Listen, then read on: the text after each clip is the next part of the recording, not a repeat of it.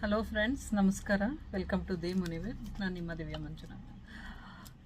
ಇನ್ಸ್ಟಾಗ್ರಾಮ್ನಲ್ಲಿ ಹೊಸದೊಂದು ಟೂಲ್ ಬಿಟ್ಟಿದ್ದಾರೆ friends, skip rate ಅಂತ. ಆ್ಯಕ್ಚುಲಾಗಿ ತುಂಬ ಯೂಸ್ಫುಲ್ ಇದೆ. ಹಾಗಾಗಿ ನಾನು ಮಿಡಲ್ ಆಫ್ ದಿ ನಮ್ಮ ರೆಗ್ಯುಲರ್ ವೀಡಿಯೋಸ್ ಮಧ್ಯೆ ಇದೊಂದು ವಿಡಿಯೋ ನಿಮಗೆ ಒಳ್ಳೆಯ ಡೀಟೇಲ್ಸ್ ಕೊಟ್ಟಂಗೆ ಆಗುತ್ತೆ ಅಂತ ಅಂದ್ಬಿಟ್ಟು ಈ ವಿಡಿಯೋ ಮಾಡ್ತಾ ಇದ್ದೀನಿ. ಕೊನೆವರೆಗೂ ದಯವಿಟ್ಟು ನೋಡಿ.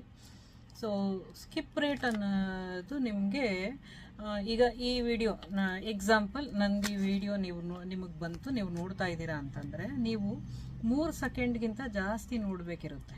ಓಕೆನಾ? 3 ಸೆಕೆಂಡ್ಗಿಂತ ಎಷ್ಟು ಜಾಸ್ತಿ ನೀವು ನೋಡ್ತಿರೋ ಒಳ್ಳೆ ಕಮೆಂಟ್ ಪಾಸ್ ಮಾಡೋದು, ಇಲ್ಲ ಲೈಕ್ ಮಾಡೋದು, ಇಲ್ಲ ನೀವು ಫಾಲೋ ಮಾಡೋದು, ಏನೋ ಒಂದು ಓಕೆ ಕಂಟೆಂಟ್ ಚೆನ್ನಾಗಿದೆಯಪ್ಪ ಕೇಳಿಸ್ಕೊಳ್ಳೋಣ, ಏನು ಮಾತಾಡ್ತಾ ಇದ್ದಾಳೆ ಇವಳು ಅಂತ ಅಂದ್ಬಿಟ್ಟು ನೀವು ವಿಡಿಯೋನ ಪೂರ್ತಿಯಾಗಿ ನೋಡೋ ಪ್ರಯತ್ನ ಮಾಡಿದ್ರೆ ಅದು ಅಂಥ ವೀಡಿಯೋಸು ತುಂಬ ಚೆನ್ನಾಗಿ ವರ್ಕ್ ಆಗ್ತಾ ಇದೆ, ಅಂದರೆ ತುಂಬ ಚೆನ್ನಾಗಿ ಕೆಲಸ ಮಾಡ್ತಾ ಇದೆ ಅಂತ ಅರ್ಥ.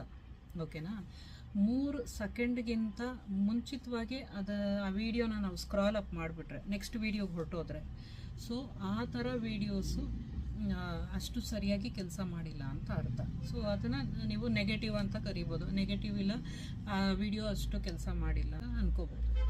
ಅದು ಸ್ಕಿಪ್ ರೇಟ್ ಪರ್ಸೆಂಟೇಜಲ್ಲಿ ಬರುತ್ತೆ. ಓಕೆನಾ? ಎಷ್ಟು ಜಾಸ್ತಿ ಸ್ಕಿಪ್ ರೇಟ್ ಇದೆ ಅಂದರೆ ಈಗ 80%, 70% ಎಲ್ಲ ಇದ್ದರೆ ಆ ಥರ ವಿಡಿಯೋ ಫೇಲ್ ಆಗಿದೆ ಅಂತ ಅರ್ಥ. ಓಕೆನಾ? ಎಷ್ಟು ಕಮ್ಮಿ ಬರುತ್ತೆ ಅಂದರೆ 40%, 30%, 35% ಆ ಥರ ನಿಮಗೆ ಸ್ಕಿಪ್ ರೇಟ್ ಬಂದಿದೆ, 20% ಬಂದಿದೆ ಅಂತಂದರೆ ಆ ವಿಡಿಯೋ ತುಂಬ ಚೆನ್ನಾಗಿ ಕೆಲಸ ಮಾಡಿದೆ ಅಂತ ಅರ್ಥ. ಅಂದರೆ 3 ಸೆಕೆಂಡ್ಗಿಂತ ಜನ ಜಾಸ್ತಿ ಹೊತ್ತು ಆ ವಿಡಿಯೋನ ನೋಡಿದ್ದಾರೆ.